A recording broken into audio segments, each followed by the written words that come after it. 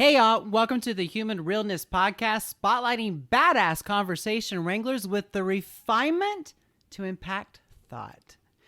Through every experience, either from kindness or from pain, we believe these realness experiences and stories navigate a way for us to include rather than exclude.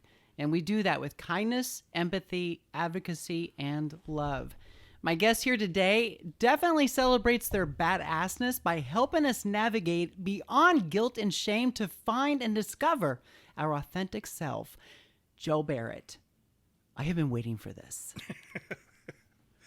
You're my badass hero. I didn't say, I'll take the term badass. I like that. There was a time in my life when that was considered foul language. I know. So now it's a hashtag for me. Exactly. Well, I want you to start off. Just tell our listeners a little bit about you, who you are, and about Joel. And Joel speaks out. Okay. Well, I have a very colorful story that I use as my springboard for everything I speak about. But overall, Joel Speaks Out is all about helping empower people to live authentically, not controlled by fear and shame.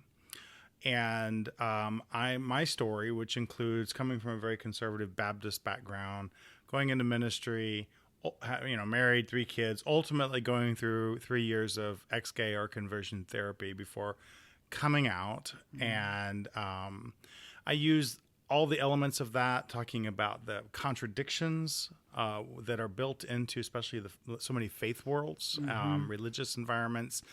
And then I talk about the conversion therapy piece, which you and I have in common, and then the coming out piece, because I find that coming out as a gay man is also translates well into many other areas of life. So we all have areas where we need to make some big changes or some big moves or transitions. And so mine just happened to be that closet, Mm-hmm. But my friend Rick Clemens, the coming out coach, talks about, I just was on his podcast called Uncloseted, and he refers to like all of the different closets of life. And that resonates well with me. I think mm-hmm. we all have moves that need to be made, transitions, and we need the courage to be able to truly live. And that's really my goal, is help people just live.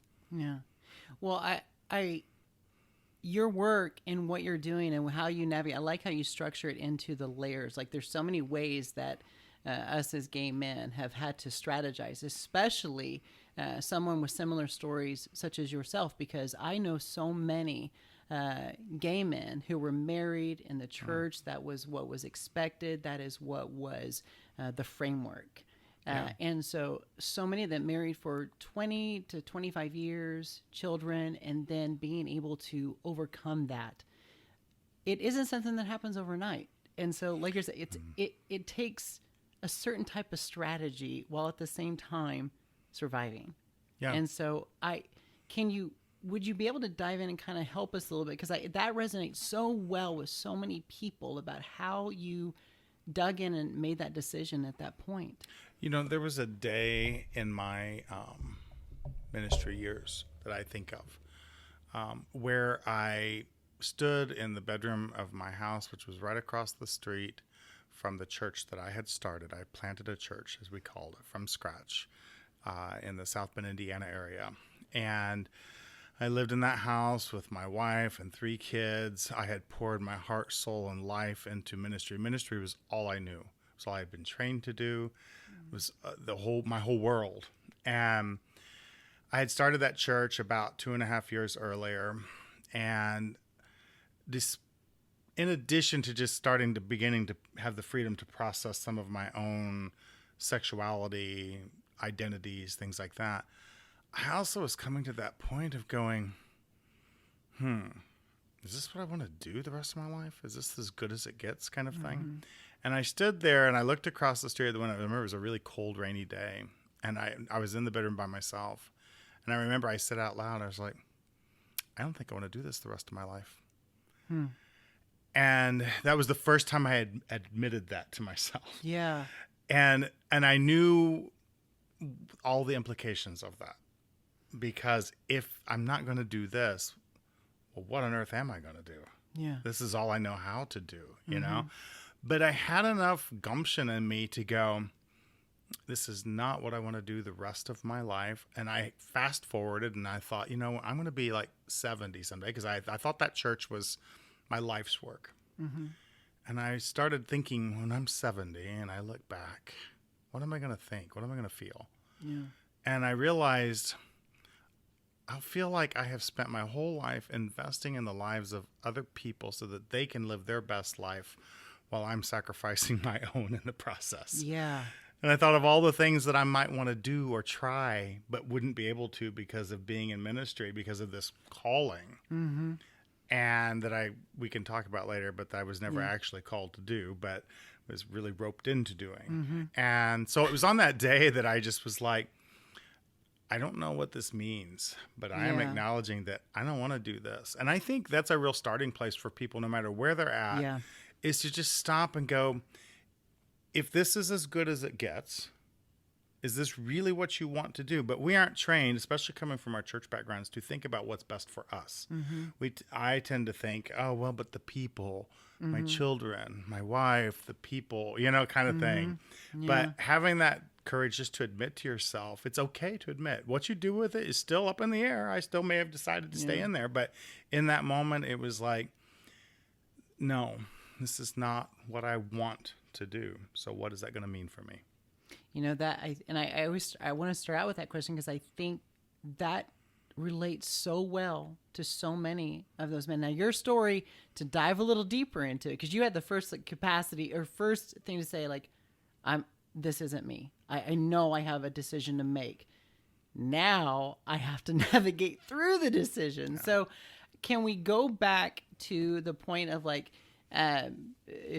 Bible college, just kind of tell your story about what you were navigating from, where the conditioning started. As early as I can remember. I mean, literally from, we started out Southern Baptist when I was a little kid. And then in the early 70s or mid 70s, because I'm that old, there was a break off kind of Southern Baptist churches because the Southern Baptist Convention by many was considered becoming too liberal. And so people always laugh when I say that. It's a little comic, yeah. But out of we get it. Yes, out of that came the independent fundamental Baptist movement, which were churches that said, we're not going to be a part of this hierarchy, this convention. Each church should be autonomous and independent, and and they became very against. These words are antiquated, but modernism and secularism and humanism, secular, and, yes, all that kind of stuff. And so my family on the fringe of worldly, yeah, and my family quickly changed while I was in very young ages. We got rid of our TV. We stopped celebrating major holidays. We quit going to movies. We didn't go swimming because you had to wear immodest swimsuits if you were swimming. And all of this was happening when I was between 6 and 9. Wow. So my world was dramatically changing. Yeah. I tell people the first movie that. When I was a little kid, I do remember going and seeing like Pinocchio or something in the theater. And then there was these decades with no movies, no TV, no secular music or anything. How did you entertain yourself? What did you do? My husband didn't grow up with the TV, but a lot of reading and books. I learned to play the piano. Oh, okay. Yeah. And I was creative, but there's a lot of things you can do without TV. Yeah, there is. But I have huge pop culture gaps. Like, you do not want me on your trivia team. Because You're forgiven. People are always like, oh, you know that song? And I'm like, no, I don't. No. I don't know who that is. In fact, in my book, I tell the story about the first time I realized who Madonna was. And that was in the early 2000s. So really? We can come back to that. Okay, we'll circle back to that one. But anyway, back to your question. So life started changing dramatically, getting very, very narrow, so to speak. We moved to Effingham, Illinois. This is also when the Christian school movement started, and to put me into this little tiny Christian school in the basement of our church that was an ACE school, which was these weird. It was this weird, like, one room school mentality with these cubicles that you sat in, and Wow. they didn't have actual teachers. And yeah, so life just kept changing and getting dramatically Wow. more and more conservative. Yeah. And, but I always knew I was gay. I just thought there was something wrong with me. Yeah. A sin problem, honestly, because that's what we were always taught. So kept trying to, I was a good kid. Like I really wanted to be godly. That's what I wanted to be. And how I got into ministry, this is where I really was roped in. And it took me a long time to kind of process and go, wait a minute. So I don't know how your churches were, but in our churches, you know, at the end of every service, there was an altar call where you would, decisions were made, whatever, you know. Would anyone like to come forward? Yes, every head bowed, every eye closed, no one looking around, that kind of thing. And preachers got to put like notches in their belt by the decisions that were made. That's how you judge the success of a church, is how many people were saved or called to something or whatever. Right. So this was in the late 70s when America had this deep-seated fear of Russia, and I just picked up on this Russia, you know, and we'd have these missionaries come, and we read the books about smuggling Bibles into, you know, concentration camps and like all these, you know, and they all formed into one thing for me, and that was Russia. Like some of them had nothing to do with Russia, but in my mind as a little kid, it was like all these scary, bad things. And so I had believed that if I ever surrendered to God, whatever that meant, I never understood that term, but if I surrendered to God and said, I'll do what you want me to do, that it would automatically mean he'd make me do something terrible and scary. So I was really fighting that, just that idea of like, well, if I say, all right, God, I surrender, I'm going to have to go to Russia and like smuggle Bibles or something. You know what I mean? Like it makes no sense, but as a little kid, it did, you know, it was a big fear for me. I do not want to go to Russia, God. And so I kept fighting that. Yeah. And so one day at a missionary conference with a bunch of missionaries, I finally got up the courage because I was a good kid. I just wanted to please God. And that seemed to be like, the next thing is for me to surrender to God. I so struggle with that term now because I'm like, nobody was ever able to tell me what that is. What does it mean to surrender to God? So I went forward at the end of the service. I got up the courage and I told myself, okay, Joel, just tell God you'll do whatever he wants you to do. So I did. And I went down and I met the assistant pastor and I was like, I just want to surrender to do whatever it is God wants me to do. And they prayed with me and so on and so forth. I felt better in that moment because I'm like, okay, there, I said it. Yeah. You know, now we'll wait for the other shoe to drop, but I said it. And when they got up at the end of the service and announced the decisions, the preacher said, and Joel has come to surrender to full-time Christian service, which was something completely different. How old were you? I was 11. Whew, okay. So when he said full-time Christian service, that was defined in those days as I was going to work in some kind of Christian service. That was going to be my vocation for the rest of my life. So in that moment when he said that, I remember I had this strike of fear in me of like, you know, you want to go, but you know, but yet, you know, it's the preacher talking. And so you don't, you know, do that, you know, and I'm standing there thinking, well, that's not what he said, I don't think. Is that and the whole congregation's out there. Yes, everybody's I'm looking out there, and everybody's beaming and feeling, oh, it's so wonderful. Joel's made a decision, little Joel, you know, kind of thing.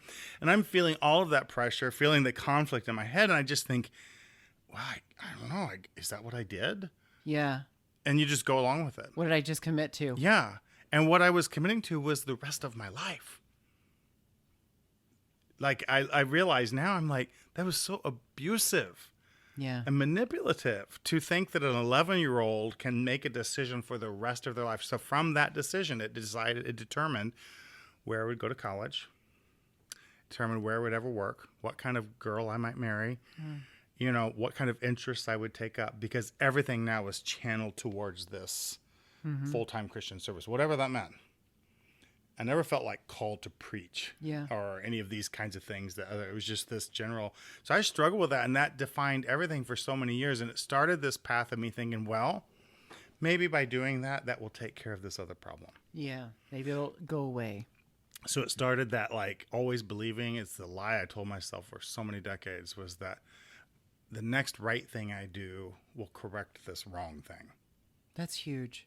Yeah. That and in the pressure sense, because I can similarities, but I never looked at it like that, Joel. I never looked at it like you set me up for this. Yeah, I was. You set me up for this failure, you assholes. Yes, like exactly. it was, yeah. And so, but I never looked at it like that because I was still accepting the blame for it. Yeah, because That's huge. Because I mean, I'm sure there are people in my life today that probably think, well, God can never bless him because he's not doing what God called him to do. But it's Right. like, but you don't know what God did or did not call me to do.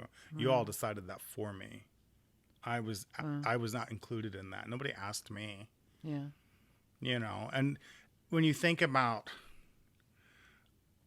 if you think about going out and just taking 10, 11-year-olds off the street and saying, okay, I want to sign you up for the rest of your life and what's your career? Where do you want to go to college?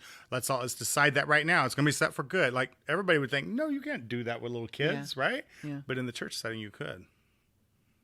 Yeah. It's the same thing. Mm-hmm. I never looked at it like that. It's very manipulative. That's impactful and Yeah. even a little healing for me.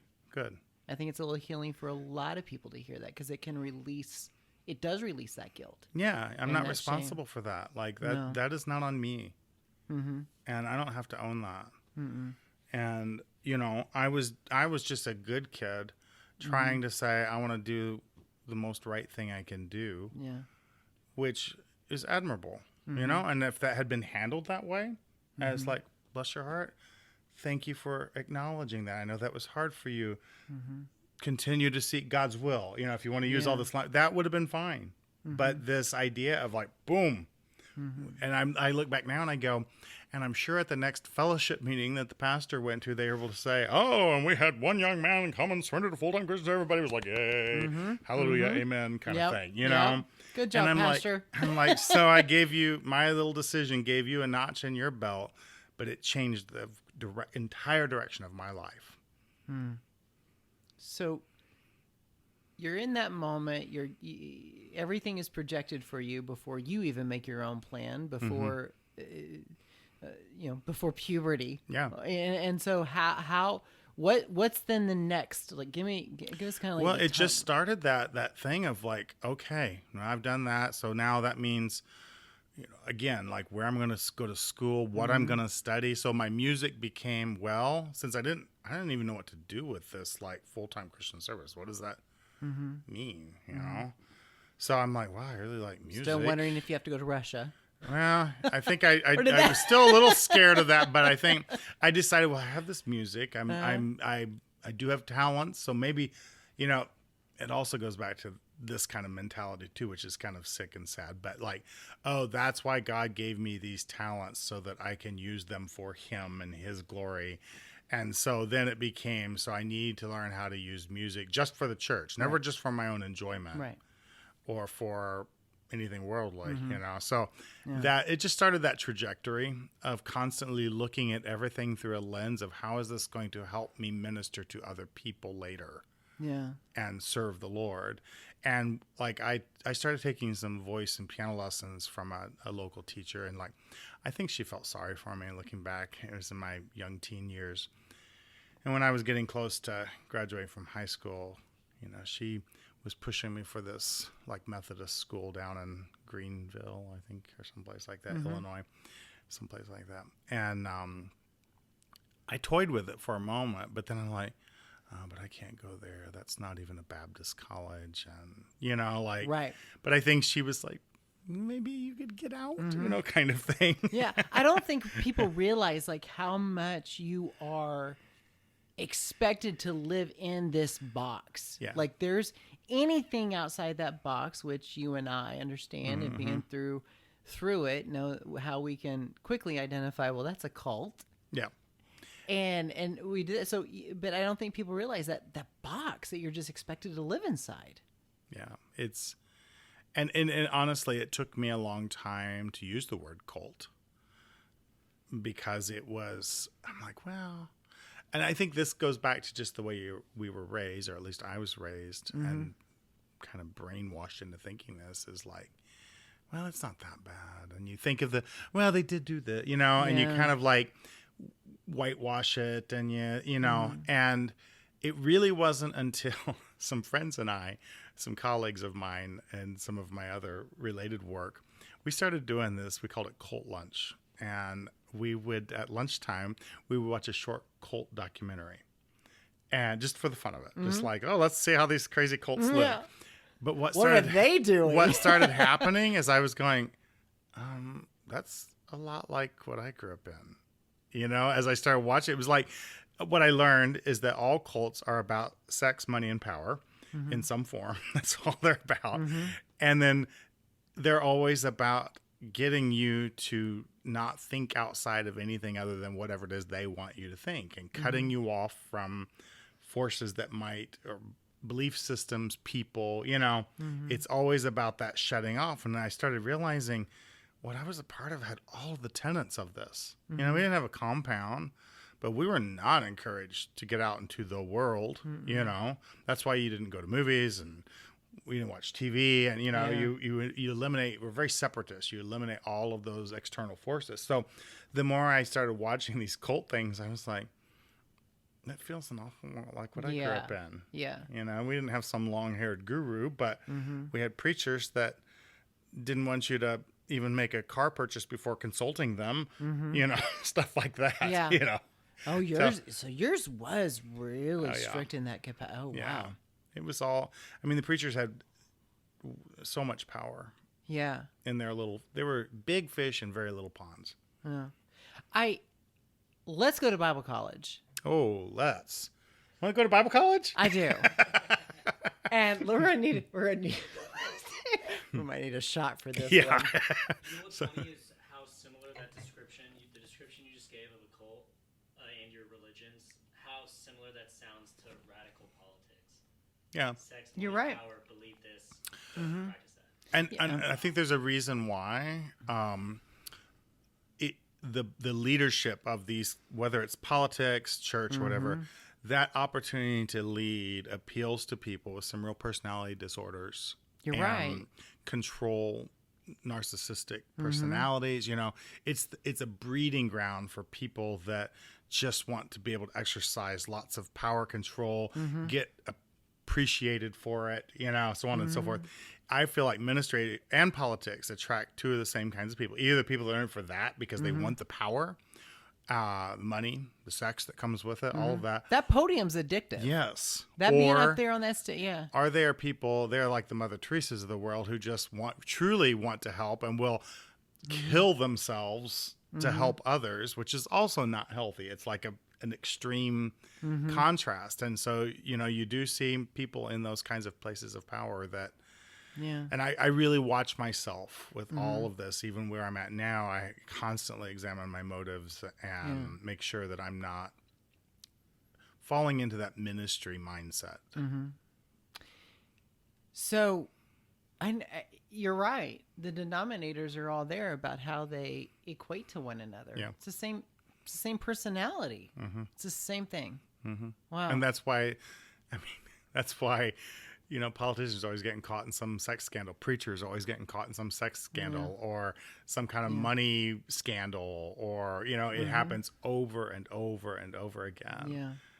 And it's like, I'm not surprised. Nothing ever surprises me when it comes to the falls of the great, so to speak. Right, because we've seen it. Yes. We were in it. I lived through it. I lived through the preacher worship. You worship your pastor, and it was nauseating. Yeah. Bible college. We were going to talk about Bible college. Bible college. And I want to open this up with, I think you're around the same age, I think. Dennis Jernigan. Oh, I was like, not you. Do you know We're Dennis much older. Jernigan? No, of Dennis Jernigan? Yes, I do. Okay. So, and Dennis Jernigan went to Oklahoma Baptist University, Shawnee, Oklahoma. Shares his story about how he became promiscuous in Bible college, while at the same time he was an accomplished pianist and praise and worship leader.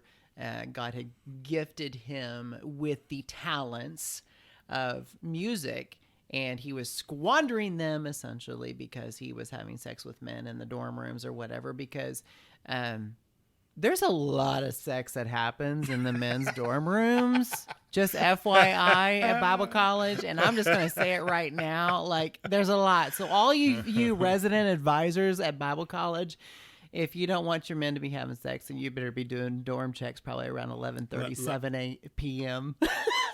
Let me scare a whole bunch of people right now. Yeah. If I were to sit here and list off all of the guys in Bible college that I know. It happens. Yeah. Like if they're listening to this podcast, they're going to be like, Yeah. don't say my name. Don't say my name. Don't say Yeah. I won't. Don't worry. Yeah, I won't. Yeah, they're right now sweating. And but- then I haven't gotten to the softball girls yet. I remember you. So Dennis Jernigan now he goes a completely opposite way. He goes in the way that now his ministry is built upon that people can come out of the bondages of homosexuality. So he was a big influence in I know Exodus about bondage, International. but I don't know about the bondage of homosexuality. Well, so they What is this bondage wherever you speak? yeah, coming out of the bondage. So they always equate it to like the bondage of, Yes. the Israelites coming out of Egypt. You're fleeing the bondage of homosexuality. And so his is now a ministry where he believes that, and he actually develops programs to bring young people into some of these conversion programs. But he leads praise and worship concerts all over the world, almost like a Billy Graham crusade. And he's come out with a documentary about sharing his story, and he has a stone on his property, a gravestone on his property, with the date that basically he died to the sin of homosexuality. Like Good for that was him. his. So he buried his sin there, and it's a reminder. So he goes that way. He's that way. You're over here this way. So how do you explain that to, and you don't have to explain it, like, how do you, when people are sitting here and they're on the outside, they're not gay, they're sitting on the outside of where we come from, they're like, but he went that way and he went that way. I view it as, I don't know Dennis. I don't know what's going on in his world. I will blindly accept that he has found the freedom that he has desired. That's sweet. Until proven otherwise. But I feel like that's the same as, like, I'm right-handed. If I really wanted to, I could make my left hand as dominant as it could possibly be and declare that I am now left-handed. And I could have a gravestone put up to the day my right hand died, and my left hand is now my dominant hand. That doesn't change anything. It just means eloquently put. Yeah. it just means I'm going to white knuckle it for the rest of my life. I'm going to be determined that my left hand will be my dominant hand. Yeah. And you too Yeah. can do this. And the truth is you can. You can become ambidextrous and make that left hand really strong, or whatever your non-dominant hand is. You can do that. That does not change the fact that you're right-handed. Because it doesn't go away. No. And that's what conversion therapy doesn't teach you, that And you it may goes choose away. to not act with your right hand, which is a choice. You can do that. My question is, why? Like, God gave you a right hand and gave you a dominant right hand or left hand, whichever it is. But you were created that way. Yeah. Like, there's nothing wrong with you. The problem I have with what you just told me about Dennis is that it starts with this idea that this is wrong, this is broken, I'm a sinner, this is sin, therefore I must work really hard, spend my life working to change this about me. And I'm like, that's where I'm like, you and I are on two different pages then. Yeah. Because I do not view homosexuality as bondage. I view it as freedom. So when I was going through ex-gay therapy, I recount this in my book, Godly But Gay, this story, but there was certain songs that started meaning a lot to me at the time. And it was interesting. There was one there was a Christian artist that was just coming out, and this was in the early 2000s, named Sarah Groves. And she had beautiful music. And she... yeah. She sang a song called Painting Pictures of Egypt.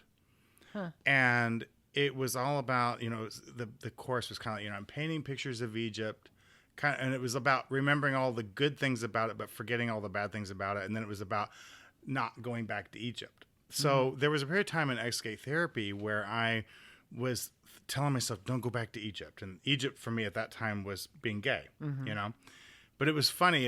It changed. And as I came out and accepted myself, I realized, oh no, Egypt isn't being gay. Egypt is all that bondage that I lived in all of those years that I thought was good. You know, I thought church was beautiful and family and fellowship and, you know, acceptance and peace with God. And I realized that was the bondage. Wow. You switched the narrative. And I have several songs like that. Another one is This Is How It Feels to Be Free, song by the Brooklyn Tabernacle Choir, which still empowers me to this day. But I kind of smile when I listen to it because I'm like, oh, but this is how it feels to be free. You don't even know about this freedom. You thought you did, but this is how it feels to be free. You got some vapors on that one, Joe. You got some vapors. So you're at Bible college. Yeah. The den of iniquity. And mine was. What was that like, navigating through that, going to school, while at the same time you're coming of age, like seeing and being around more people, and you're being exposed to some more cultures that you weren't outside your own home, still in a small little box, but still exposed to some culture. I really thought going to Bible college was going to be the big fix. Because I'm like, oh, I'm going to be in this utopian environment of all of these young people like me who just want to serve God. And we're all there, you know, out of the purity of our hearts, so to speak, you know. And so then I got there and there's all these cute guys in suits and, you know, and gang showers in the dorm, and you know, like I think by my year they put up stalls. I was always like, you all do not understand homosexuality, do you? Because you would not have put this big shower room where you would not have. You remembered to I'm separate. blushing because it's true. You remembered to separate the boys from the girls, but you forgot about separating the boys from the boys. Right. But. And so then it was really even more of a struggle because I had a little bit more freedom. But so then I was like, I got to find a girl to date because I'd never dated. Yeah. And so. Oh, you never dated till you got to Bible college? No. Girls in youth group, nothing? No, I didn't have a youth group. Oh, okay. I lived a very isolated youth. Okay. I was homeschooled and everything. Okay. So I was immediately paired up with this gal who I ended up marrying, and she was the only girl I ever dated. But it was like, she fit the list because I've been told, and I have this whole list in my book. So if you want to see the list, it's there. Which I am going to read. And it was, you know, it was like, is she there? And it was a very superficial list, but that's, you know, women existed to complement the men. Truthfully, you know. Girls went to Bible college to get their MRS degree. It was always the joke. To get married. And then they could support their husband in his ministry, you know. So then the guys... a good submissive wife. And so, you know, I had this list of what would make a good wife for me, make me look good, including being tall. I wanted somebody tall. I wanted a soprano. Like, this was on my list. That kind of stupid stuff. It's funny because it's so crazy and ridiculously true. Because I wanted to be able, we would need to sing together, right? We've got to be able to sing together, you know, kind of thing. Right. And so so I just, again, kept following that path. So we dated, we got engaged, we got married. No. All the time. I'm still struggling, thinking maybe after that, you know, because I'd never had sex with a woman. So after we got married, I thought, well, then that will do it. I will have the right outlet for all these passions, you know. So it was really disappointing when it didn't work. Yeah. But then I'm stuck, you know, so to speak. And I just was like, well, I knew enough. I wanted to be a good husband, and I still wanted to be a good godly man. So I just committed to like, okay, I make this, you know, I'm going to do all the right things. Right. But the desires never went away. Yeah. And this is so before the internet. Yeah.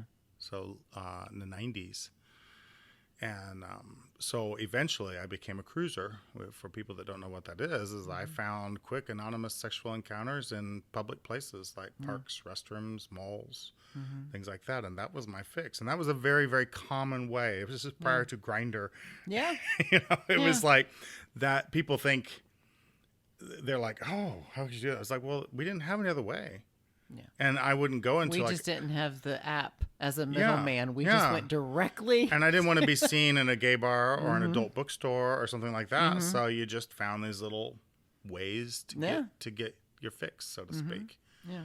Which then fed even more into the shame and the guilt. But it was a desire for that human connection, even at that point. To be like, actually, my friend, I think it was Nicole Price who said this to me, I believe. I'm not sure, but she was like, well, you were looking for intimacy. And I was like, oh, no. I just wanted to get off. And then I was like, the more I thought about it, I was like, you're absolutely right. I didn't even know what intimacy was. Yeah. And that was as close as I could get to it because that was a part of me that I didn't let anybody see. Yeah. Except the stranger, which is odd. But in that moment, there was an odd sense of intimacy. There is some intimacy. And, the feel of a man against me, flesh against flesh. Like, that was something, that was very taboo, but it was also something I longed for. It felt right. Yeah. Let me ask you a question, and we'll get back to... So, I was explaining how when I first held a man's hand, and it was an after party after a club, and I remember... and it was like a rush went through my body, and I go, and it just swept through me, and I go, oh. And I remember letting out this, oh, and he was just holding my hand, and he was just like, you okay? I go, yeah, I'm fine. Yeah. Yeah. But I remember with that, and I want people to listen, like when you've never felt that before, it feels good. Yeah, I have those memories. I don't know if they're the first time, but I have similar memories of just like when I went, oh, yeah, this is good. Yeah. Like this, I've never felt anything like this. And it wasn't even sexual. It wasn't like, oh, I'm turned on. It was just like you say, that kind of electricity of like, wow. That's what this is. Yeah. That's what love, intimacy, that's what this is. Attraction. Yeah. I had a hookup once with a guy that I met. This is when gay.com came along, and I was fine. And some guy, we connected on gay.com, and he was like, hey, I'm going to go antiquing at this store. Or do you want to meet up and go with me? Which was really weird for me because I'd only been... Typical gay pickup line, by the way. I'm like... I didn't know how to like do anything except have sex, so to speak. And so I thought, well, okay. Yeah. So I met him at this antique store, like an antique mall kind of thing. And that was truly all he wanted, was some companionship. Yeah. And we walked around that antique mall, and I'm like the whole time thinking like this is just a cover for something else, right? Yeah. Kind of in my mind. And it wasn't. And the more I was like, I started letting go and just being like, so we're at an antique mall, we're just looking at antiques. And that intimacy came in of like, we're just sharing, we're just being companions. Yeah. And it scared the shit out of me. Yeah. Because all of a sudden I went, this is what it would be like to be with somebody. Like I'd never thought of being with a man outside of just having sex. Right. And I mean, he probably didn't even remember the thing, but if he did, he'd probably be like, that was really weird. I'm like, yeah, you had no idea what was going on in my head. I was scared to death. I was like, I got to get out of here. Yeah. Because I'm feeling a connection. Like I'm feeling things I'd never felt before. That you mean I could actually have a relationship with a man. I'm feeling. Yeah. Oh yeah. That's a big one. Just feeling it all. Yeah. Oh, so, okay. So, back over at Bible college, the wife, and you got the perfect mate. Yeah, I did, and we were a power couple. We were. I mean, because my ex-wife is very talented. She's an amazing musician, and we looked good together. you know. Nice. And so we made a striking, talented couple. And so then people are like, oh, these two, you know. And that put a lot of pressure on us too to try to live You're up to the that. token, Yeah. quintessential couple of the Baptist church here. Yeah, the, you the know, association. Yeah. and so that was, but my ex-wife, people oftentimes ask me about like, did your ex-wife know, or when did you come out? All these kinds of things. I'm like, look, number one, no woman deserves to find out that the man she loves is gay. That is not a good place for anybody to be. Yeah. There is a deep sense of betrayal Yeah. in all of that. And I'm not proud of that. At the same time, I'm like, I don't regret it because it had to happen. Sometimes what has to happen still hurts people that you love. Yeah. But she didn't deserve that. But, we went through, we tried. And, we had, it wasn't some horrible marriage. It took me years to realize how dysfunctional a marriage was, but it was built based upon these like religious evangelical Baptist ideas of what it meant to be a married couple. It was very much a patriarchy kind of situation. It was, there was a lot. It was very dysfunctional. I didn't know it at the time. Yeah. Yeah. Because if you say anything, then there may be weakness in your marriage as well in the church. Like, how do you? Because you guys are The set up church on is this the podium. least safest place on earth, Clinton. I say that again. The church is the least safest place on earth. Expand on that, because I think that is a good point to make. But I know that's my opinion, but it's a good one, because we're seeing this mass exodus of people leaving these churches. Churches have been built upon, come, this is where you can be real. This is where you can, we're all sinners. Everybody's welcome. We love everybody. All of these statements that are very sweeping and sound really good. We are family. I'm so glad I'm a part of the family of God, kind of thing. And it's built upon all of that. But this term, everybody's welcome, means everybody's welcome to come, but you better change to be like us very quickly. Yeah. It's not everybody's welcome. Yes, it's come just as you are, but change as quickly as possible to become like us. Don't stay as you are, right. Kind of things. It's there's all these underlying messages, and so and there's never even any construction to how to do that. It's just like, we'll just do it. There's never any construction to it. No, there's no. Anyway, let me come back to the safe part. I learned through experience, but also just watching others, that no, it's not safe, because you're not allowed to struggle. There's a great hierarchy, a detailed hierarchy of sins. If you're a proud person, Clinton, well, I'll pray for you. You got a little pride in your heart, but God will help you with that. And then we'll say, but all sin is sin. But you're gay, out the door. Yeah. And the sins are categorized as the ones that we will tolerate and kind of turn a blind eye to. And then the ones that, no, you're not even allowed to admit you struggle. So I can give an example. When I started going into ex-gay therapy, I called my sister, who I thought I was very close to, and all of my siblings or most of my siblings are in ministry, and I'm quite a bit younger than them. And I called her and was like, this is what's going on. I've never told you this, but this is what I've been struggling with. I'm starting ex-gay therapy with these counselors, probably resigning my church, so on and so forth. And I just want to let you know, because I thought we were close. And she's like, well, I'll just have to love the sinner but hate the sin, and then stop talking to me.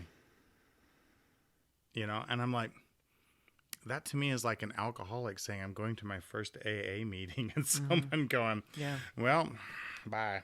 Yeah. Good luck. Yeah. And I found that to be not always true. There were people related to church that I found that were supportive and helpful. But over and over again, I found out as soon as you admitted that you were struggling with anything that wasn't on the list of tolerable sins, there was hell to be paid. Yeah. It was not a safe space. You were not. You learned very quickly you needed to conform, and it encouraged people to create facades and be who, like in our churches, there was a lot of dress code stuff, but a lot of people didn't follow those dress codes in their personal life. They only followed it at church, stuff like that. And you just encourage that kind of stuff. So no, it's not a safe space, unfortunately. And I think some churches are trying to be. And I think there are some open, welcoming, affirming churches that are doing a good job of that. I don't want to lump all churches together. But frankly, the mainstream evangelical church is not as safe as they would like to say that it is. Joe, how did you navigate that? Because you're isolated. Who did you talk to? I didn't. Who did you go to? I didn't. What were your outlets?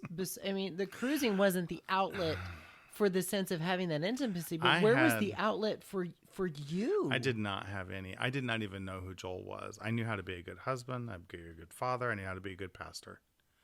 For how long? I had no idea how to be a Joel. And that was, well, honestly, really my whole life. But from teen years all the way up till I was about 35. So 20 years. And I did not know how to be me. All I knew how to be is what I should be. My life was defined by the word should. Yeah. And one of the unexpected good things about ex-gay therapy was that going to see a counselor, it was the first time that I'd ever talked to anybody and been real with anybody. And so it did feel good to be able to just be real. But I realized quickly, because he would be like, well, tell me, I'd tell you about your upbringing or whatever. And I would tell some story, and he'd be like, well, how do you feel about that? And I remember going, I don't know. How should I feel about that? And he's like, well, no, I just no should. Just like, what are the feelings that you have about that? And I'm like, I don't know. Should I be angry about that? Should I be sad about that? I don't know. And I honestly had no clue. I was so dead. Yeah, it's almost as if cognitive thought is conditioned away from us. Yeah. Yeah.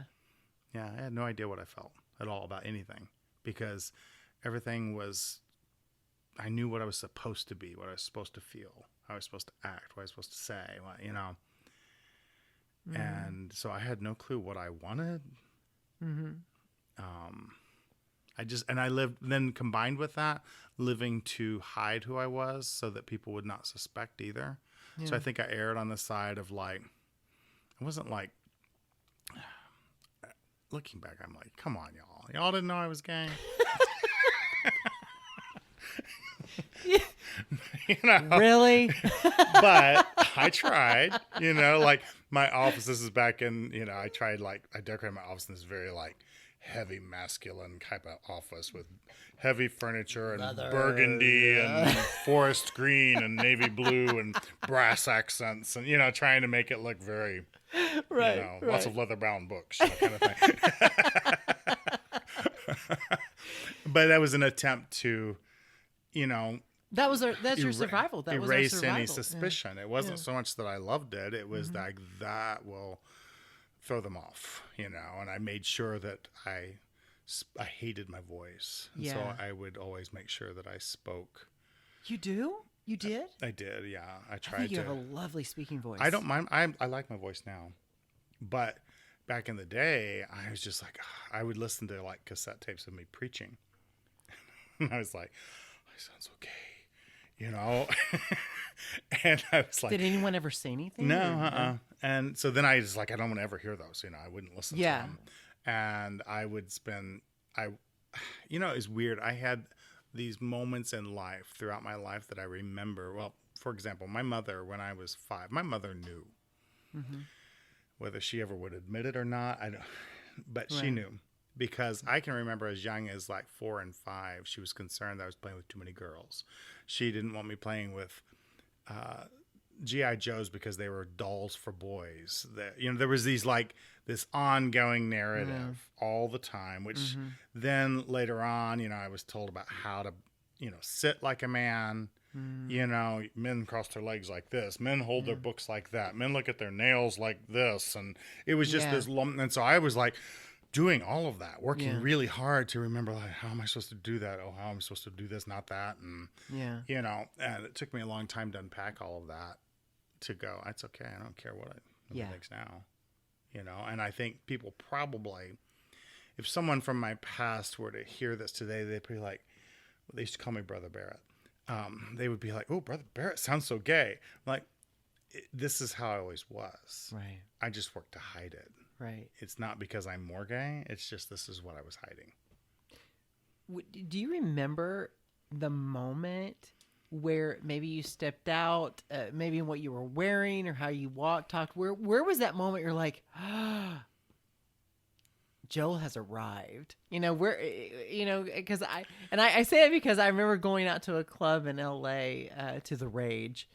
And my best friend took me. She was getting her master's at USC, and we were walking down Sunset, I guess.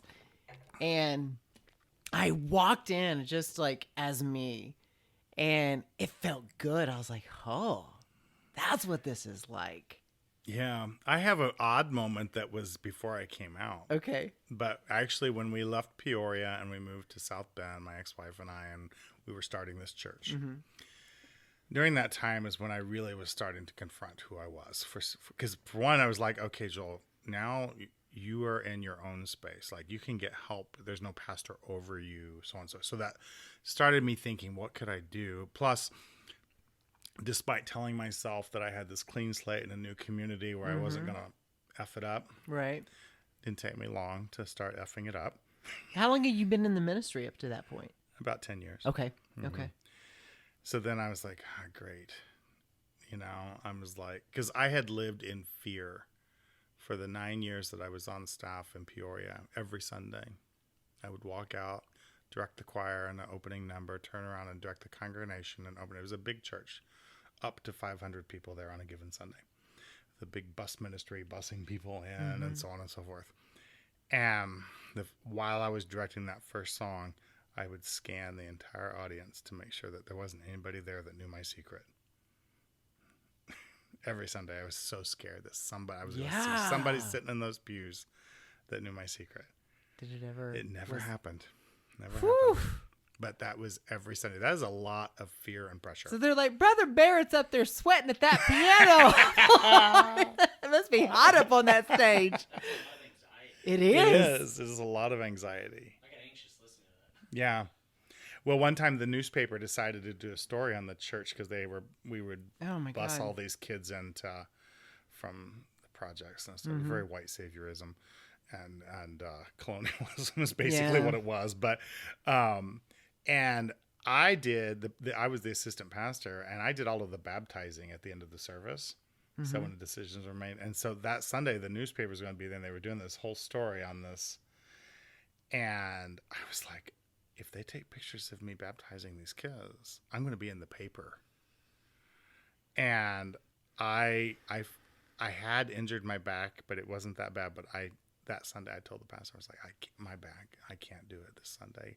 Would you mind doing it? Because I just can't do it. And I got out of the photo op that way. Because there was a picture in there. But the thing is, you have this compounding fear. You've got the fear, one, of who you are, knowing that, and being found out. And you're not turning to anybody for help, support, anything. Then you have this fear as well. It's coming at you from all angles. So let me tell you a story. I think this will help.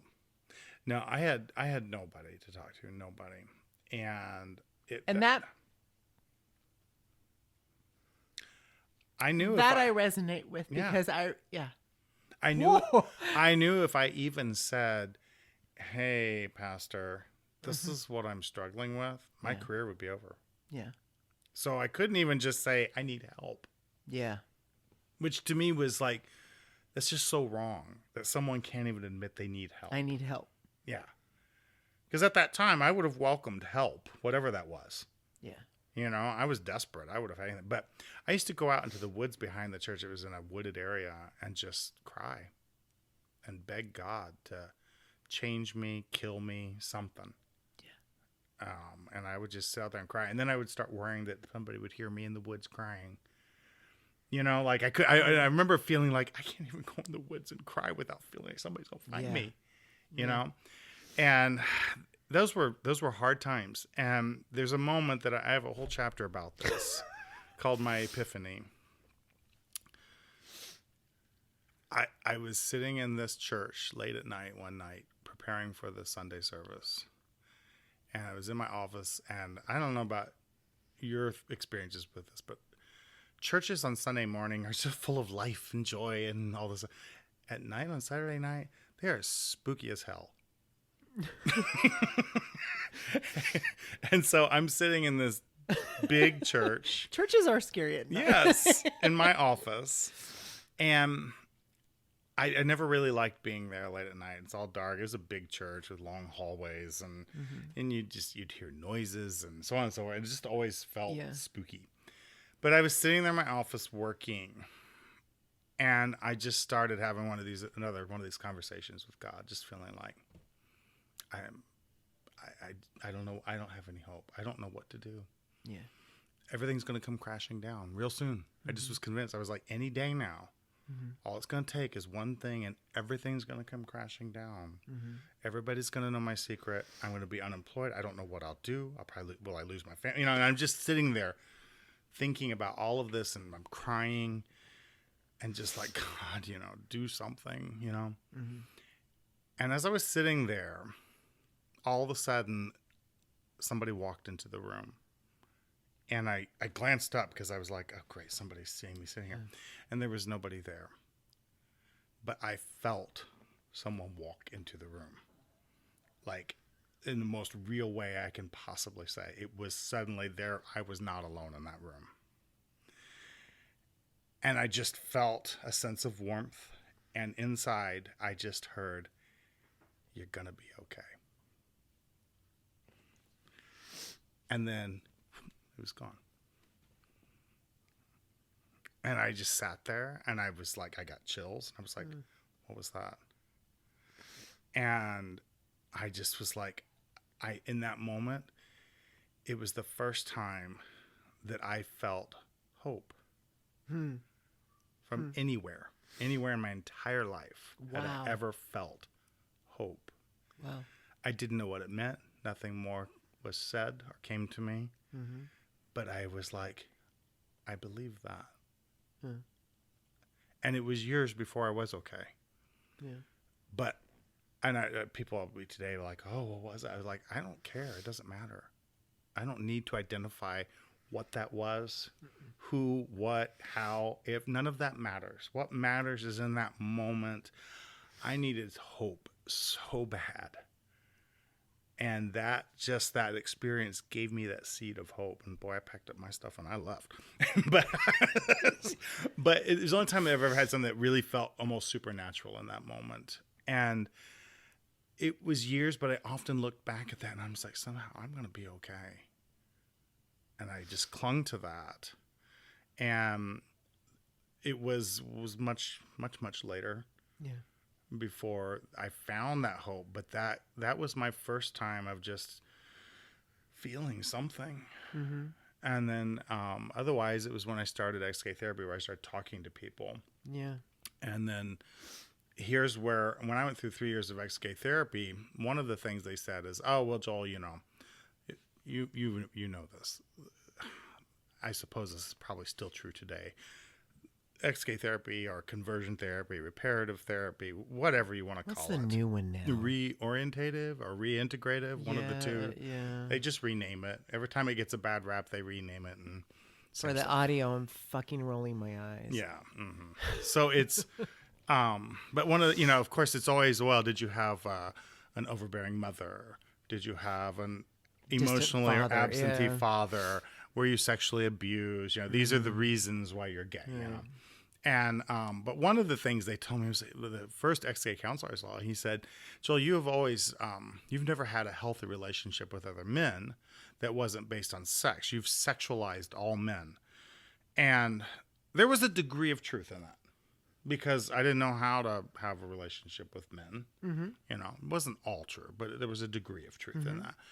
And he challenged me. He's like, "You need to learn how to not prejudge people. Be real with people. Let them know what's going on in your world without saying, well, I can't because then they'll reject me." He's like, "Go ahead and choose some people to be real with, some men, so that you can start to experience what it likes to build a relationship with a man that's not based on sex, and that you're allowing to see the real you." So at that time, I had been like, well, this is my last hope, this ex-gay therapy stuff. So I'm going to have to give it my all. So I did that. I chose some people, some men in my life that I felt like, okay, here it goes. And I slowly started telling some men. And honestly, there were some bad experiences, but there were also a lot of really good experiences. And one of the first guys I told, he was just like, "Joel, I am so sorry. I had no idea. How can I help?" You know? And, you know, what can You're I like, do for you want to help? Yeah, you know. But so the irony of this story is that ex-gay therapy thought by doing this, I would start building these sex relations, or, you know, these healthy relationships with men. And then that would reduce, I guess my homosexual desires. I don't really understand, but somehow it was going to change how I think about men. You would desexualize men for you. But what it did for me is it strengthened who I was. Because I started telling people, not being rejected by them, and going, after a while, I was like, but wait a minute. So now I'm telling these people what I thought was the very worst thing about me. This was the deepest, darkest, dirtiest secret. And they love me. So why is it that I need to change? You know, that's where my brain started going. I'm like, I'm getting lost in this. Like, if people like me as I am, you know, maybe I've just been hanging out with the wrong people. Yeah. And I just need to change who I hang out with. And so then I just started kind of going, okay, these people, they're in that category over there. Y'all stay over there. Right. And these people here. And I just started gathering around people who Starting like, to find my tribe. yeah, they're like, well, we don't care. Like, okay, cool. And so it had the exact opposite effect of what conversion therapy hoped for. Right. But I'm like, thank you. You It's it's an unexpected gift. if that was your purpose, well then. There are the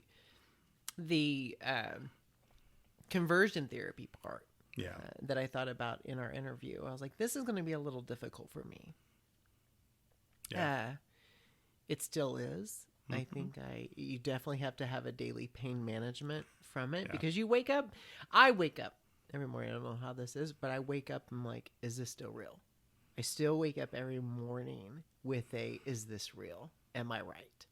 But I quickly go. You are. Yeah, but I quickly, so real and so right. Sorry, but Clinton. I quickly go into those Yeah. moments where I have to be like, you set your intention, do your meditation, call your, you have those things. So I that was a hard thing for me to. So I know it didn't end there for you, because how long were you in conversion therapy? How long did you go through it, and what were the layers to it? So I was in for almost 3 years. And I want to make sure that people understand, when we talk about ex-gay therapy, conversion therapy, repair, whatever you want to name it, that comes, what is it, a rose by any other name? This would be more like a pig by any other name. But it's not based in any kind of science or psychology. Right. It's Thank you. almost always based or produced by faith-based organizations. And the counselors usually go through some sort of internal church certification Yes. thing.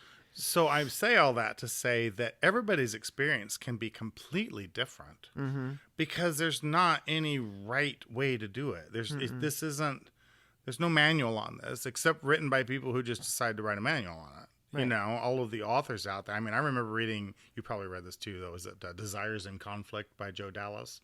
No. Oh, yeah. And I was like, I thought, oh, this book is explaining so much about me, you know, kind of thing. And I'm like, you know, years later, I go back and I go, number one, who even is this guy?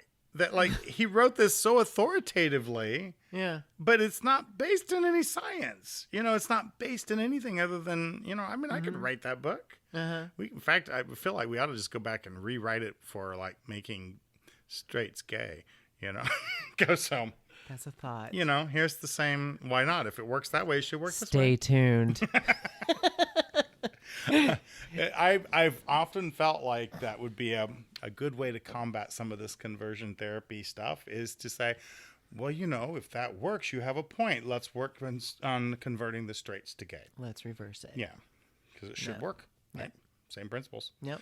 But where was I going with all this? But you're there for 3 years. Okay, and yeah. So you read so this it's book, everybody's experience is different. My experience was not abusive, like in physical abuse. Like, I mean, if you saw the movie, which I know you did, you and I have talked about this, the movie Boy Erased, you know, where there's like people beating the guy with Bibles, The Bible, and, you know, stuff like that. None of that happened with me. Right. You know, there was no physical abuse. There was no wires hooked up to me or showing of, you know, but I have friends who have had things like that happen. So I don't want to minimize that or I want you to know it is real. Anything can happen in that regard. My experience was much more what I would label as pray the gay away. Yeah. It was a lot of like spiritual warfare. Now, first ex-gay counselor, I only saw him for a short period of time, and that was pretty much just starting to unpack the layers of who I was and why I was gay. You know, he's the one that handed me Desires in Conflict. I went and heard Cy Rogers speak, and I went to retreats and conferences and stuff like that. And then he quickly referred me to a counselor that was much closer to me because I was driving like 3 hours to see this counselor. And so he's like, well, we have a counselor approved, Exodus approved counselor in Elkhart. You can go see him. And so I did. Exodus approved. So Exodus Exodus International was, okay.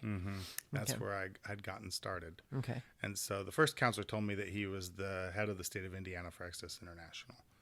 And so then I started seeing this other guy, and his was much more. It's when I tell people that don't understand this world or this language or the church background, they were like, "What?" But it was very much. I go through this piece by piece in the book, but it would be like me saying, "You know, Clinton, let's pray," and then I would start praying, and I'd start by saying, "You know, Father, we're going to bind the spirits in this room of confusion," and so on and so forth, you know, and I'd go through this whole, and then I'd pray all these things. And then finally he would be like, you know, Joel, you know, we're all in this very like quiet, still voice, you know, what is God speaking to you about right now? And I would sit there and be like, I don't know. It's just like, I'm like, what is God saying to you? I don't hear anything. That's really like a pint of Ben and Jerry's. Yeah. And in the book, I talk about, because this was this little office, and there was, I remember this so distinct. There was a clock on the wall behind me, and in that silence, I was suddenly aware of the tick, tick, tick, tick, tick, tick of the clock right behind me. Oh yeah. And then he had a little waiting room outside that, and he had a radio on in that waiting room to try to bleed the noise, so to speak, so people couldn't hear. And he had a Christian radio station on, and then suddenly I'd be aware of like newsboys singing on the radio, and the next over, and I'm like in my mind, and then, you know, my mind is just wandering from sound to sound to sound, and I'm going, I don't, and then it would become that was Satan trying to distract me. And so we would bind those spirits, and it was this kind of nonsense that just went on and on and on, lots and lots of unpacking everything that ever happened to me. And I went to group therapy. There were guys that we'd all get together in this group. And so this all went on for almost 3 years. Yeah. And I started going, I feel like I get towards the end of this, I'm like, you know, if success, let's say it's a scale of 1 to 10. If where I'm at as this broken, which I always hated, broken struggler, you know, I'm like, could you use any more depressing language than that? Call me broken and call me a struggler. But anyway, me as this broken gay struggler over here, I'm at a 1. Mm-hmm. And my goal is to, be 100% straight as, let's say that's 10. Mm-hmm. After 3 years, I felt like I was at like 1.2, Mm-hmm. and I'm like, this isn't working. Mm-mm. Like, I'm not getting any better. Right. Like, nothing's changing. And then I started looking around at the men in the group, and I'm like, they're all just like me. Like, we would talk to each other outside of the group, and I'm like, they aren't any farther along than me. And I start, so this was a turning point for me. I emailed the counselor in Indiana, the first one I saw, and I was like, hey, I'm really discouraged. Like, I don't feel like this is working. Mm-hmm. I'm trying. I need some encouragement. Could you connect me to some guys just like me? Not a national speaker. I've heard a few of those, By the way, they've all come out since. But I've Shocker. heard, and I'm like, I just want somebody like me. Just some guy, just connect me to a couple of guys that could say, oh, Joel, yes, I remember when I was where you were. Just hang in there. It's going to get so much better. That's. I just wanted some encouragement for somebody real. Yeah. And he emailed me back and told me that he could not do that. And I was like, I emailed back. I was like, why not? Because I'm thinking, don't you have a whole database of these people, these success stories? Mm-hmm. And he said, well, everybody that he's like, the people that you describe, what the kind of person you're looking for, he's like, pretty much everybody falls in one of 2 categories. One, this is part of their life that they're ashamed of, nobody ever knew about. They've gotten it taken care of, closed chapter, don't talk about it, don't want anybody to ever know it was ever part of their life. 2, or they've gotten help, they've moved on, but this second person is afraid that if they were to talk to somebody like you, they would just fall right back into it. Oh, yeah. And so on that day, this is really the day I came out. Mm-hmm. I had printed off that paper, that email, and I was driving. I was separated from my wife. I was driving to pick up the kids after school. I got to their house. They weren't home yet, and I had briefed over these, but then I wanted to read them again. Like, am I really reading this right? And I remember sitting in the front yard on a log, and I read that email. And I thought, so you're telling me your idea of success is for me to choose between fear or shame. Wow. And I literally wadded up that email, and I stood up and I threw it down, and I said out loud that I'm done. Fuck yeah. I am done. I have a life to live, and I'm not going to live it like this. Yeah. And that was the day I really came out to myself. I was like, no, I'm done. Like, I am done. Mm-hmm. I've spent 3 years, Yeah. and that's the best you can give me. Yeah. And sometime shortly after that, maybe that same day, I don't quite remember, because the weird thing about some of these traumatic things is it kind of blurs the timeline a little bit. Mm-hmm. Sometimes I can't remember what happened when. Sure. But I had a conversation with God. And I said, okay, God. That was a very frank conversation. I was like, look, if you are who I have been taught you are my whole life, then I've been taught that you know me better than I even know myself. Yeah. You love me more than anybody on this earth, including myself. Mm-hmm. You have been watching me, guiding me. You've been a part of every part of this. Mm-hmm. So therefore, you know that I have spent 36 years trying to do it your way.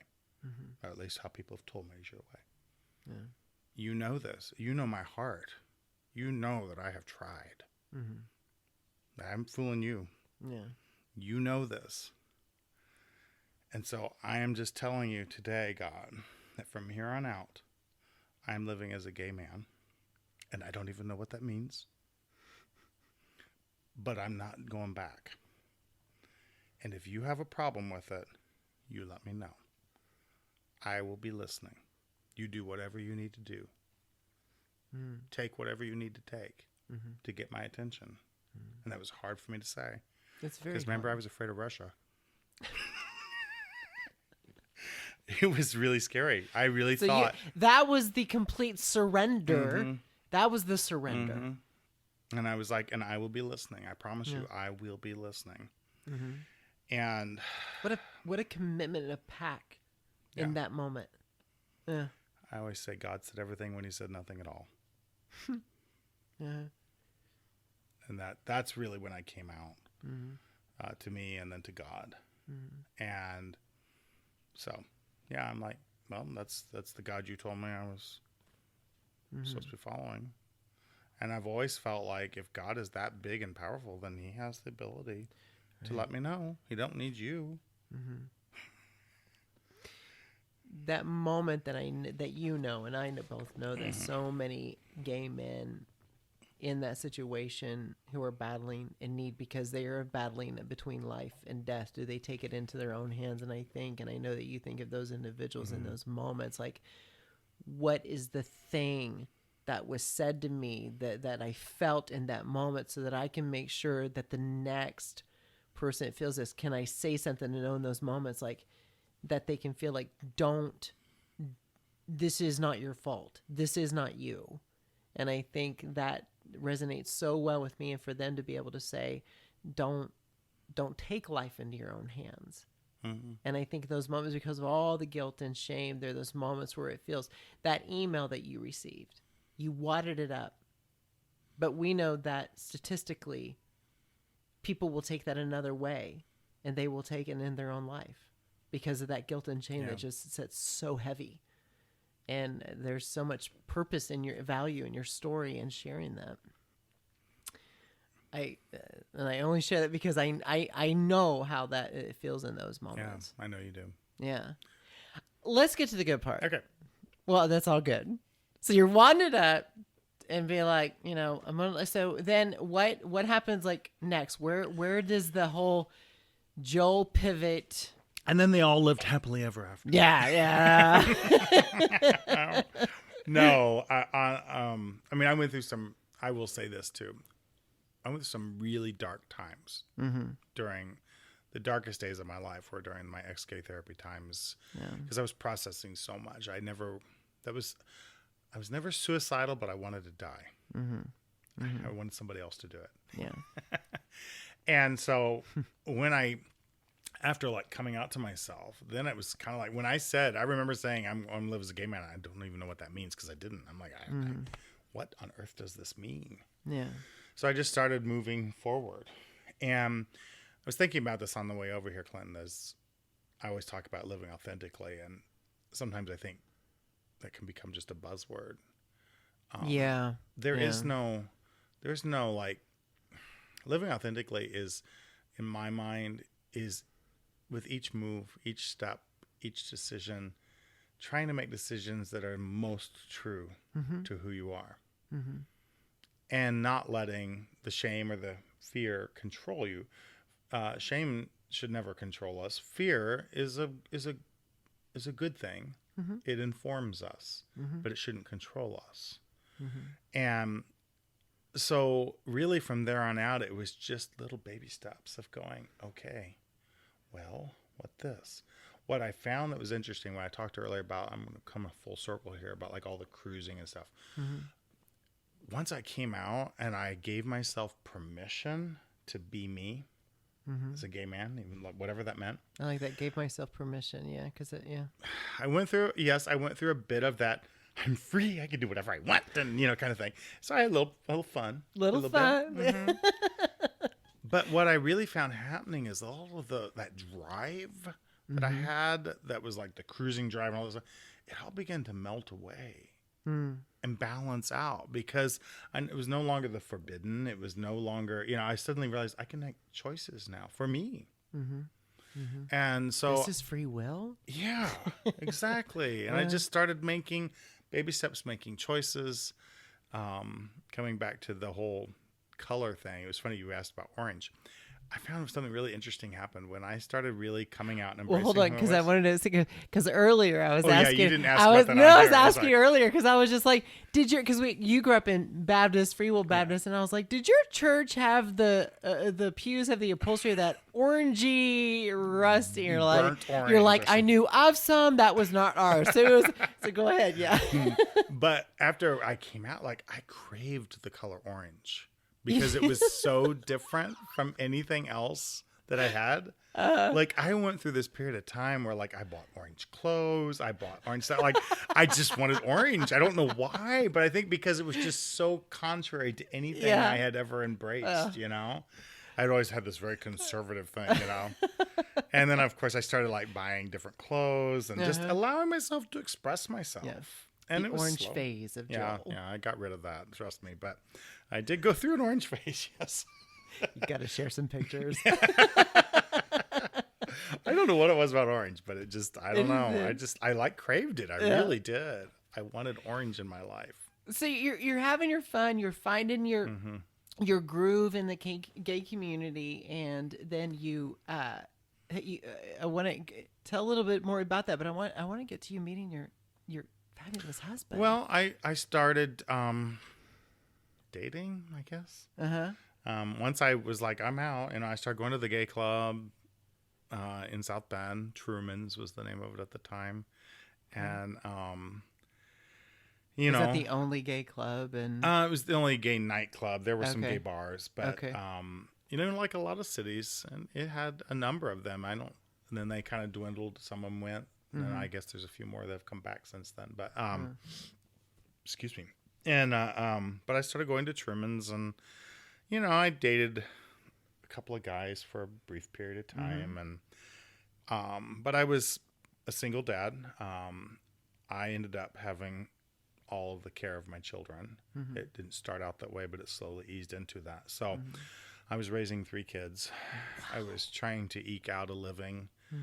I had a big wake-up call when I got out of ministry. When I was in ministry, I thought, oh, I have done all of these incredible things. Because I had done some pretty impressive things. I started a church from scratch, you know? Yeah. I had directed I'd written curriculums, I'd taught classes, you know, so on and so forth.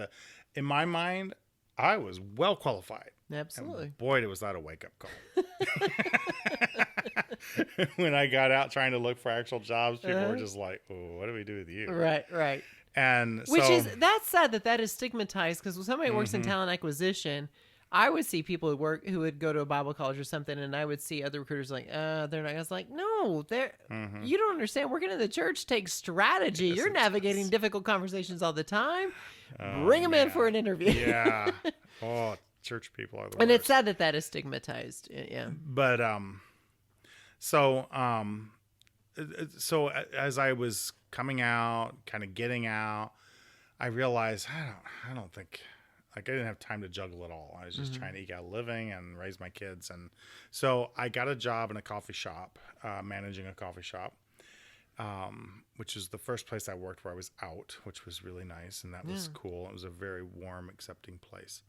I just loved you. I had just told myself, all right, Joel, just raise the kids. When they're out of high school, you can move to Chicago and you'll find somebody there. Yeah. I had just decided. I'd seen it all in South Bend. I went, you know, I knew the lay of the land.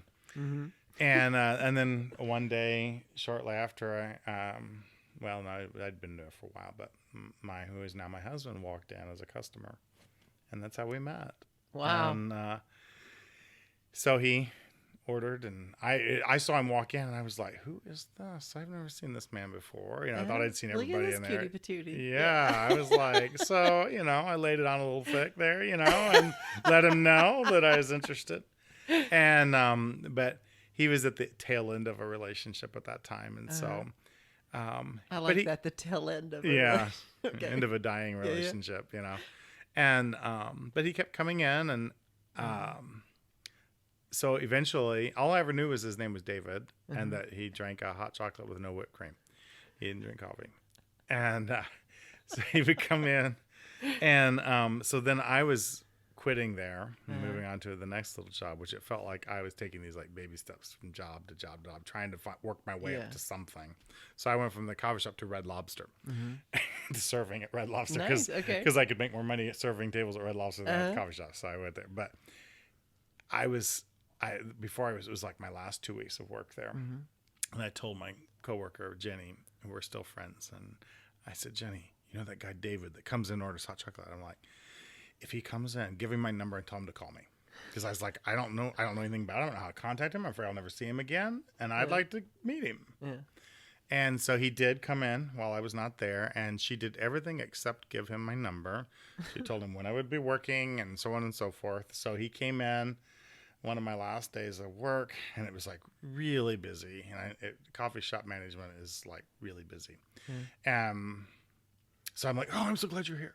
And I was like, I'm quitting. And I just thought we should go get drinks sometime. And he's like, okay. And he gave me his card, and he wrote a little. I found out through this card that he also teaches Latin dance. And so I was like, Oh, really? Latin? Okay. Yeah. And he wrote on the back of the card, thanks for all the hot chocolates, and put his phone number on there.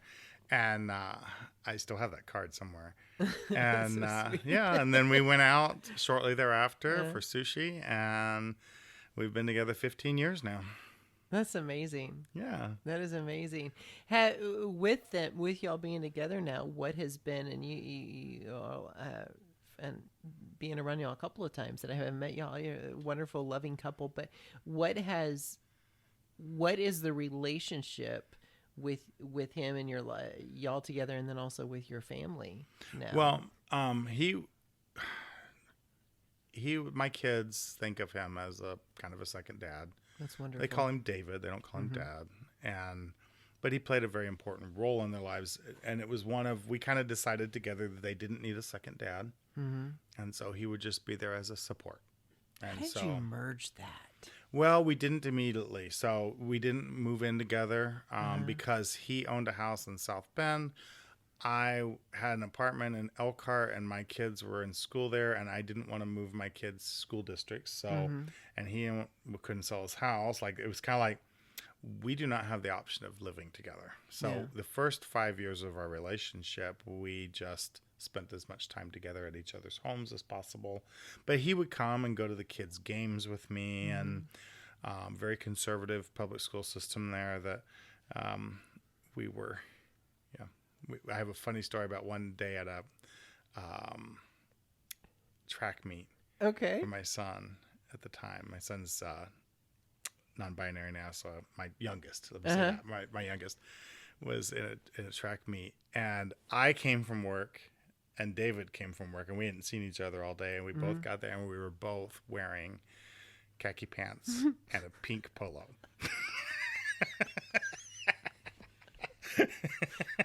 Couldn't have been any more gay than that.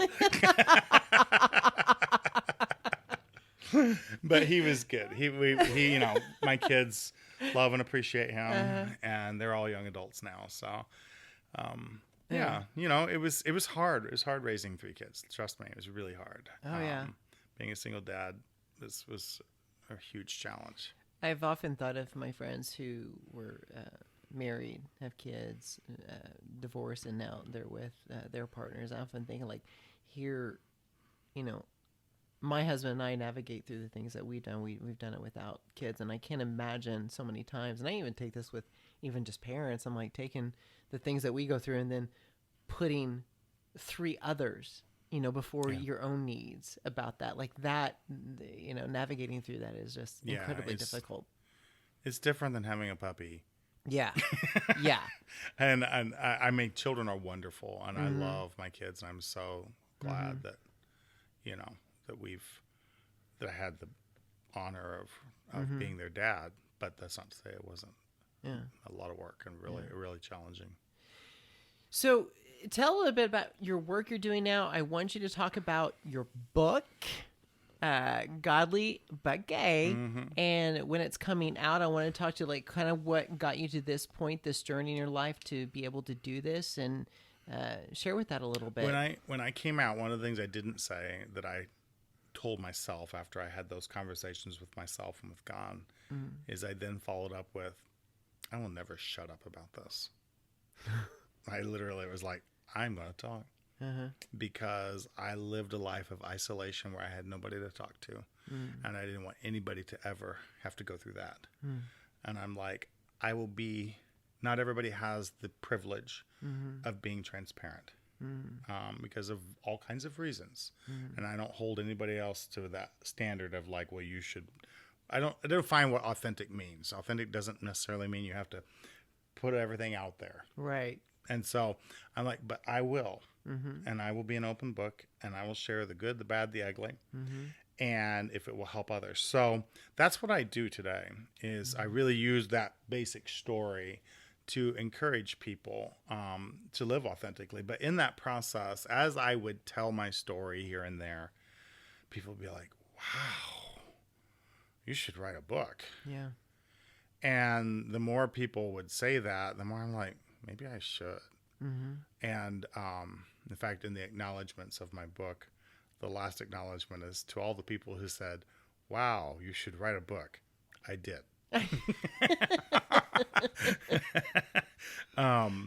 And I found, so I wrote it, I wrote my memoir. It's basically up until coming out. I don't really cover much after coming out because that wasn't really not the purpose of it. It was a lot about the religious abuse that I went through. A lot about the damage that churches and faith organizations can do on people. A lot about the conversion therapy, a lot about my upbringing, and that was related to all the religion, and how that the messages that we tell others and the people that we love in our life, it doesn't matter whether they're children or adults. This is one of the issues I have with banning conversion therapy for minors only, because I'm sorry, we don't get the right to abuse adults either. No, thank you for saying that, Joel. And thank you. I'm happy that those bans are happening for minors. We certainly need to protect the minors, but they don't go far enough. That's right. They also don't cover Well, what shall we faith-based- do to join arms and go and take this down? They also don't cover faith-based organizations. And so it sounds good to say we're going to take away state licenses, but half these counselors aren't state licensed anyway. No. So they aren't scared of any of Right. that. But anyway, that's a whole nother story. Right. But so what I do now is I've written my story. It's called Godly but Gay. It's a story of contradictions, conversion therapy, and coming out. The most common comment I've ever gotten, I've had the title for years, and when I would tell people what the title was, people were like, but that's not right. Shouldn't it be godly and gay? And I'm like, no, because in the world that I was in, you could never be godly and gay. That's right. You could be godly until the moment someone found out you were gay, and then you would cease to be godly. Right. And so it's about that contradiction of living that. And we put that on each other in a lot of other areas as well. That idea that you can be this, but you can't be that. Can't have these two things at once. So it's a journey of that. I do address my faith, and that people oftentimes ask me about my faith, and it's a very good question. My faith has both greatly evolved and devolved over the years. Yeah. And so I unpack my faith because that's something that's important to people. I also unpack how to be a good ally, and I have a whole chapter about the players in our life on the stage of life and the roles they play in our life, because actually my manuscript developer encouraged me to write that chapter. It was not a part of my original plan. And she's like, people need to understand how they can be an ally. And I was like, so I told stories of specific people in my life who like don't even know the impact they had on my life, and yet they did. So that's the book, Godly but Gay. It is out now. You can order it from my website, joelspeaksout.com. And it's available on my website there. And so I would encourage people to go there, order that. Yeah. They can book me to speak. I do a lot of keynote speaking, facilitating. I do some mentoring, coaching of people as well. I've spoken to colleges, universities, religious organizations oftentimes, which I didn't think people would want, because I'm like, usually it's a Throw little us more. under the bus. We don't. I always said the churches who need me don't want me, and the ones that want me don't need me, kind of thing. But I have found that's not necessarily true. Yeah. I spoke to a Mennonite college. Wow. Yeah. And I've spoken to some churches that I thought were very progressive, only to understand as I'm speaking that you're uncomfortable with this subject, aren't you? And so I don't prejudge. I'll speak anywhere. I will not argue theology. I do not care about trying to unpack the Bible. There are Right. people who have done that work, and I will recommend you to them. I don't need the Bible to define my life. And so if that's the argument you want to have, I will highly recommend some good sources for that. I can argue the Bible with you, but I don't choose. I don't think that's just not my calling to do. I don't think I want to help people. Yeah. I want to help people learn how to just live. My favorite movie is Anti-Mame. And Anti-Mame, is known for saying, life's a banquet and most poor suckers are starving to death. And then she has that live. And that's what I want to help people do. I want to help them just live. Just live. Yeah. You only get the only thing we know for sure is this moment right now. That's it. That's the only thing we absolutely know for sure. Nobody can prove or disprove what happens after that. Right. So why spend your life living for something that you don't really know for sure anything about? You're wasting what you do know in hopes that it's going to impact what you don't know. I would rather you maximize today and live. That's right. Yeah. That's wonderful. And your shirt says, conversion therapy dropout. Can I order one of those on your website? I should check into that. That's You a good should. idea. It's actually Ray Gun, but Okay. I may make an arrangement with them. Yeah. Yeah. Because if you sold those, I would definitely I think that's a good buy idea. one. Thank you for that. Okay, so the website is JoelSpeaksOut.com. okay. You get the book, pre-order everything. All of my social media is Joel Speaks Out as Okay. well. So that is how you find me in all of the Facebook, LinkedIn, Instagram, YouTube, Twitter.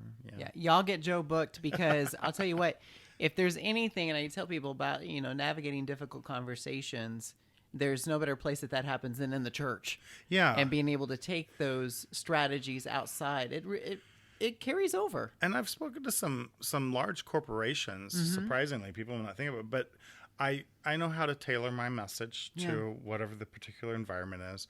But it's really a message of empowerment, and it's about making big changes, navigating big changes. We're all making changes in life. And so the message can be tailored to suit individual institutions, whatever their needs are. But I'm happy to do that. I love speaking to people. My old pastor comes out in me, and I like being in front of people and with a microphone in front of me. Well, I love it. And I tell you what, I'll give you a special gratitude from me because, when the movie Boy Erased came out, it opened up a wound that I thought I closed off and I thought was already scarred over. And it did. And that came out, and then your story started to surface. And I didn't know how to take it. I didn't know how to take, are we talking about this now? Like, what the hell?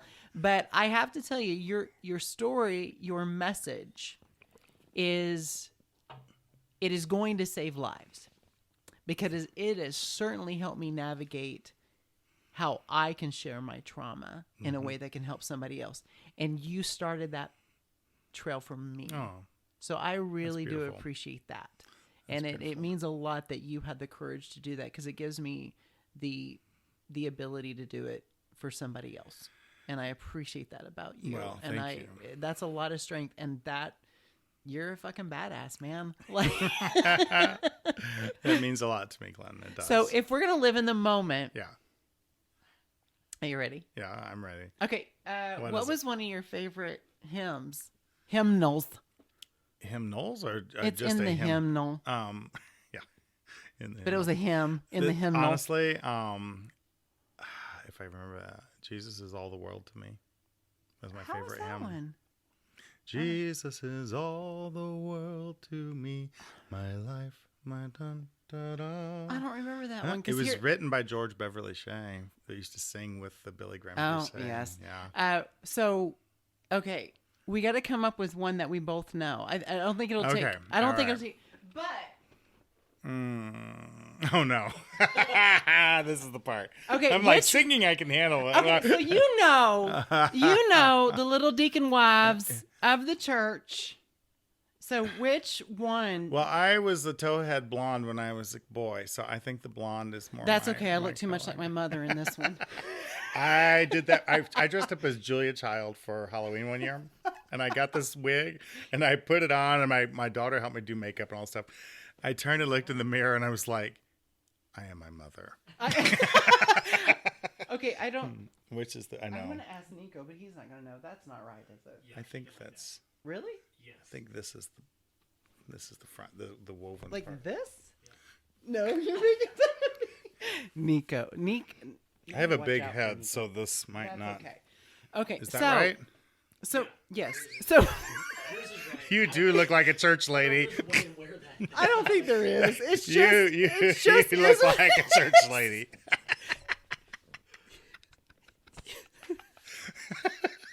Okay, so Oh What boy. are- we- Okay, well what- you so- name it. You name a hymn that you think comes to mind for you.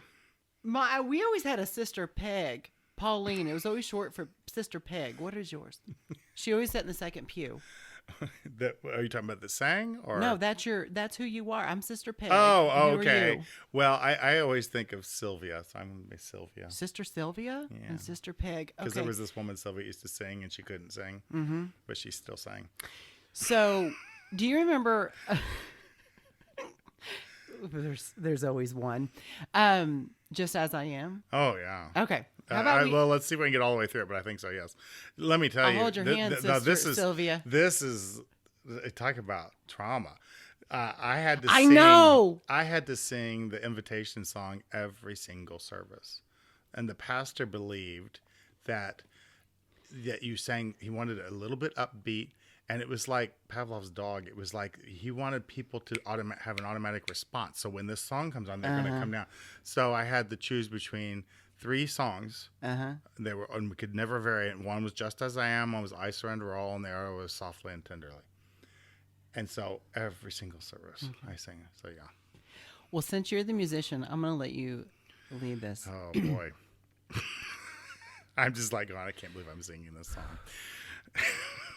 Just as I am without one plea, but that thy blood was shed for me, and that thou bidst me come to thee, O Lamb of God, I come.